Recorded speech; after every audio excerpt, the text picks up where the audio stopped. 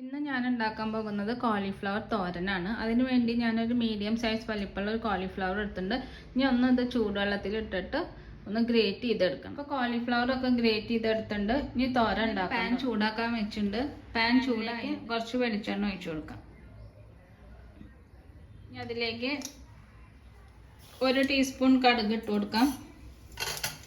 പിന്നെ 1 ടീസ്പൂൺ ഉഴുന്നുപരിപ്പ്, പിന്നെ 1/4 ടീസ്പൂൺ ജീരകം, പിന്നെ 2 വറ്റൽമുളകും. ഇതൊക്കെ ഒന്ന് മൂത്ത് വരട്ടെ. ഇതൊക്കെ നന്നായിട്ട് മൂത്ത് വന്നു. ഇതിലേക്ക് ഒരു മീഡിയം സൈസ് സവോള ചെറുതായി അരിഞ്ഞത് ഇട്ട് കൊടുക്കാം. പിന്നെ 4 വെളുത്തുള്ളി ചെറുതായി അരിഞ്ഞത്, പിന്നെ 2 പച്ചമുളക്, പിന്നെ കുറച്ച് കറിവേപ്പില. ഇനി ഇതെല്ലാം ഒന്ന് നന്നായിട്ട് മൂത്ത് വരട്ടെ. സവോളയൊക്കെ നന്നായിട്ട് വാടി വന്നു. ഇനി ഇതിലേക്ക് ഗ്രേറ്റ് ചെയ്ത് വെച്ച കോളിഫ്ലവർ ഇട്ട് കൊടുക്കാം.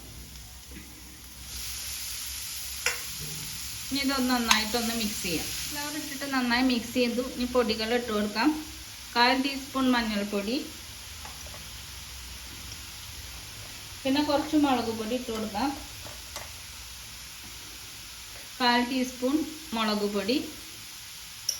ഇനി ഇതിലേക്ക് ആവശ്യത്തിനുള്ള ഉപ്പ് ഇട്ട് കൊടുക്കാം. ഇനി ഇതൊക്കെ കൂടി നന്നായിട്ടൊന്ന് മിക്സ് ചെയ്യാം.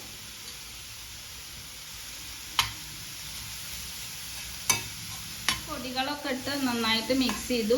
ഇനി ഇതിലേക്ക് നാളികേരം ഇട്ട് കൊടുക്കാം.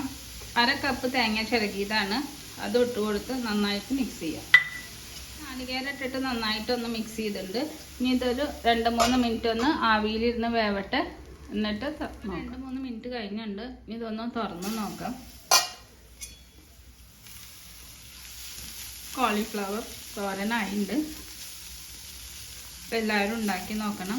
ഇഷ്ടപ്പെട്ട ലൈക്ക് ചെയ്യണം, ഷെയർ ചെയ്യണം, സബ്സ്ക്രൈബ് ചെയ്യണം. Thanks for watching.